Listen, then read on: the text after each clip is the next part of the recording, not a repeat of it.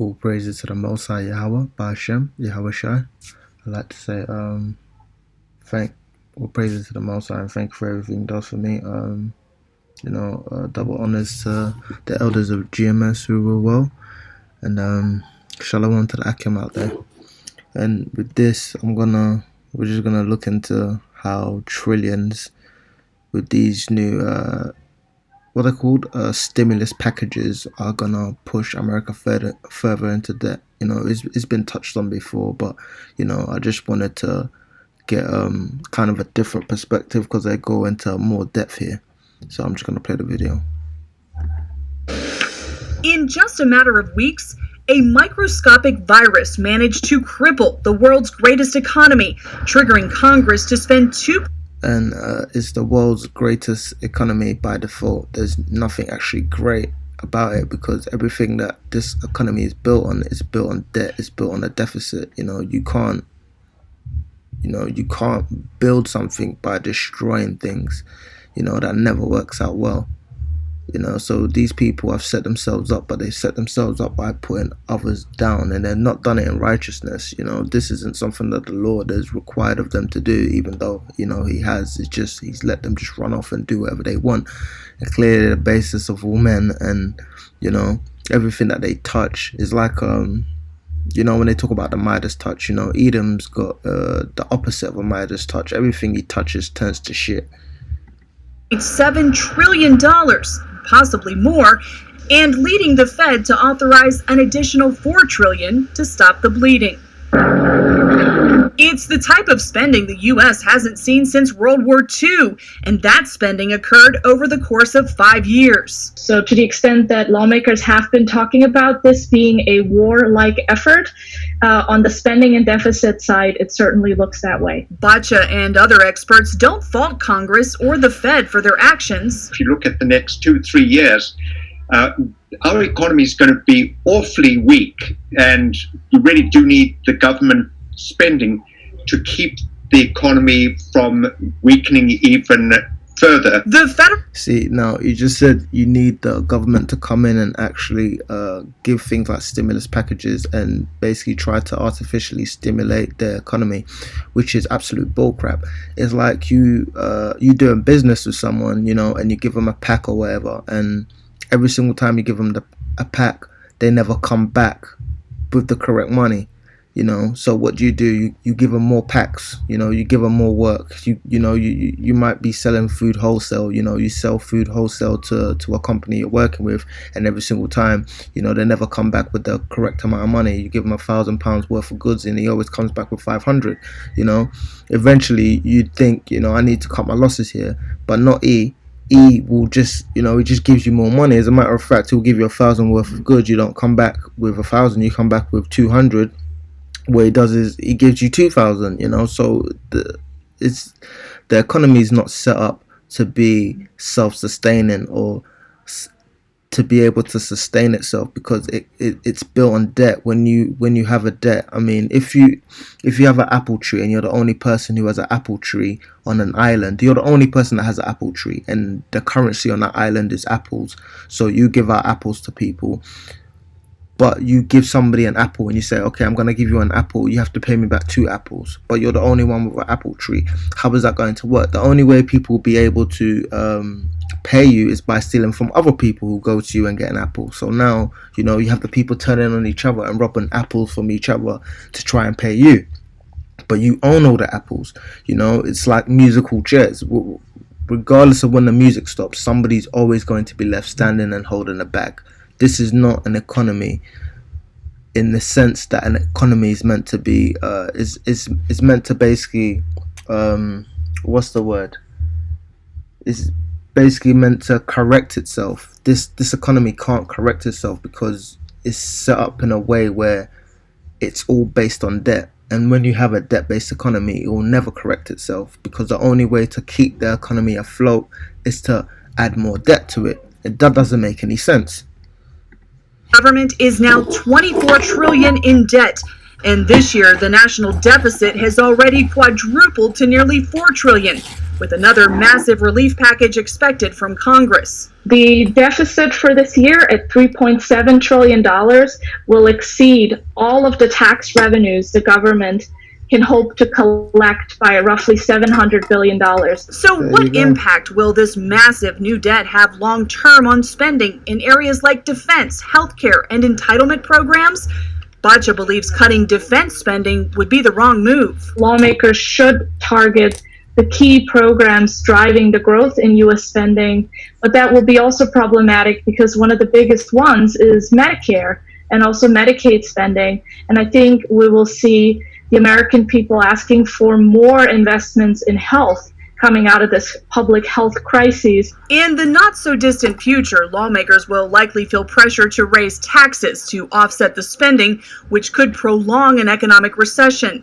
And if individuals have taken on more personal debt to make it through the crisis, that too will affect the recovery. Maybe they're behind on their mortgage and student loan payments, and making up for that could mean reduced consumption. Now I want to stop it right there. They're saying people are going to have to pay off their mortgages. What they've given like people a respite period, so you don't have to pay your mortgages for about 3 months, but the payment doesn't actually go away. What they're going to do is accumulate however much money that you owe the mortgage companies over however long period. They allow you to have a reprieve. So you got a mortgage at $1,500 a month, 3 months, that's $4,500. What they're gonna do is, 3 months, say June, July, August, they're gonna turn around and tell you you're gonna have to pay $4,500 for your mortgage, and how are you supposed to be able to do that when you lost your job? So, they bottlenecked their economy, and only a few people are gonna be able to make it through. The rest of them are going to be stuck on the other end. And on the other side, look for some people to also lose their vehicles because of higher interest and longer terms on car loans. There's also the likelihood unemployment will be higher, with estimates it will be 10% by the end of 2021. We're bound to see a whole wave of bankruptcies and financial strain. That'll be the fallout. And America will likely have to contend with more than its own financial woes. Lockman says we can expect a negative economic spillover from across the globe. We haven't seen this before, that so many countries have been hit at the same time by a shock as large as this coronavirus. So instead of more stimulus going forward, some experts say the best focus for lawmakers is the healthcare crisis, so Americans can get back to work and allow the private sector to drive the recovery. Jennifer Wishon, CBN News.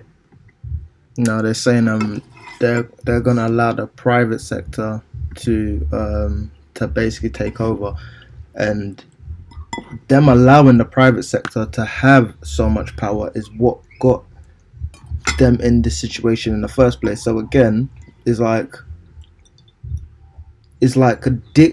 digging to go upwards. You're underground, you're trying to dig up to get out of your situation, but these people don't dig up, they dig down.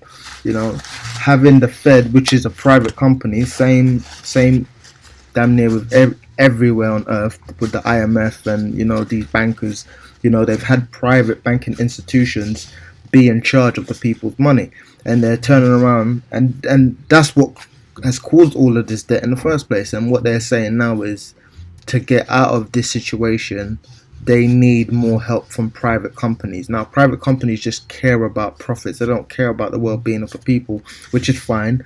But, there's a way to do things. Clearly, the way that they're doing it is not working for the majority of people.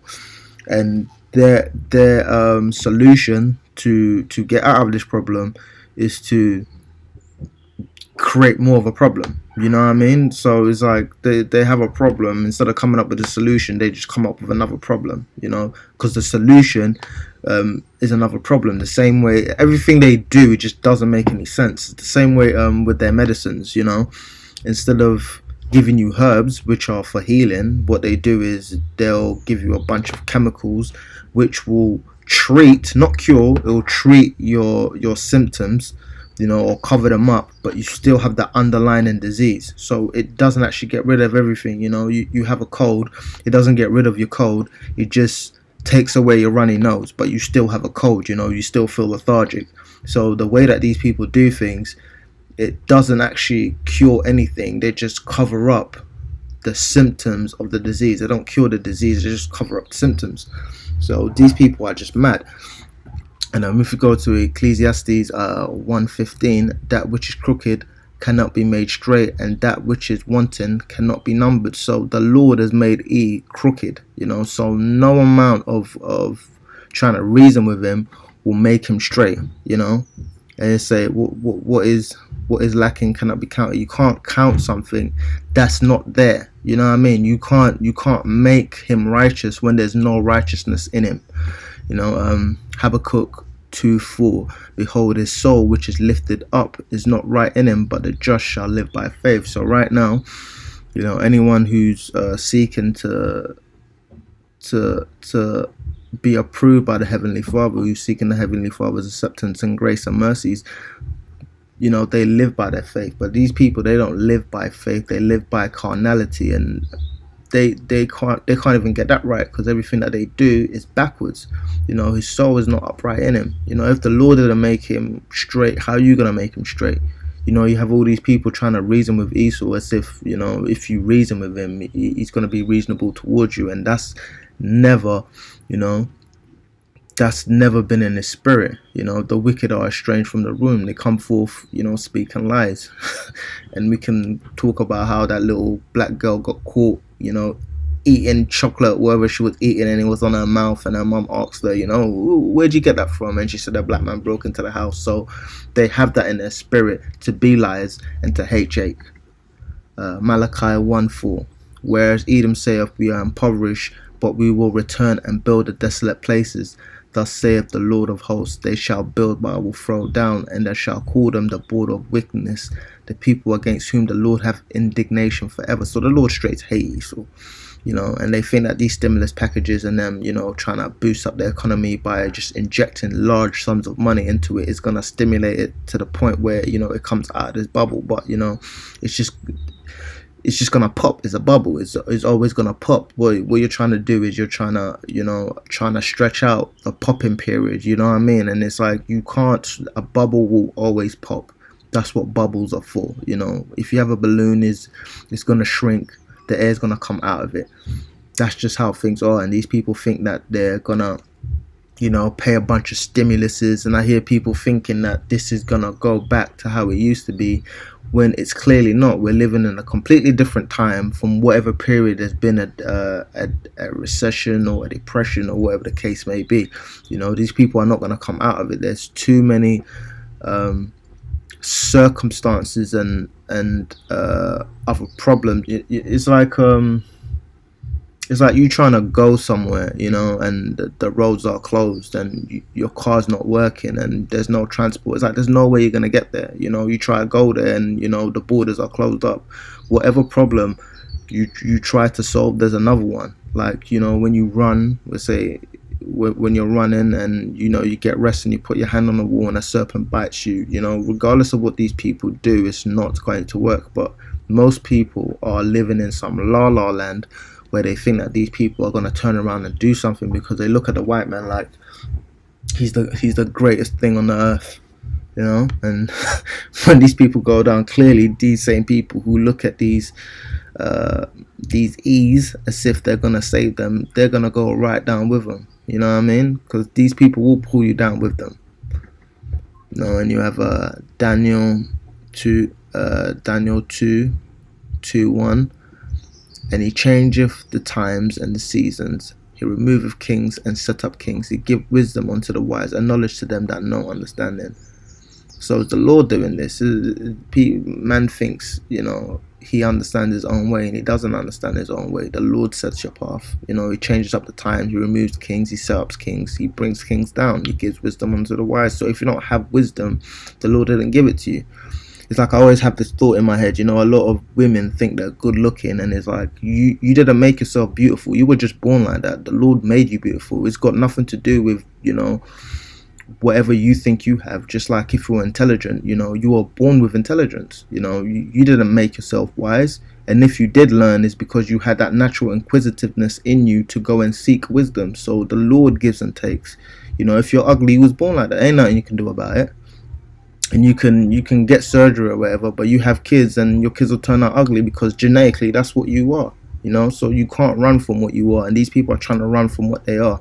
His soul is crooked and nothing is going to make him upright. And with that, I'd say all praises to the Most High Yahweh, Hashem, Yahweh Shai.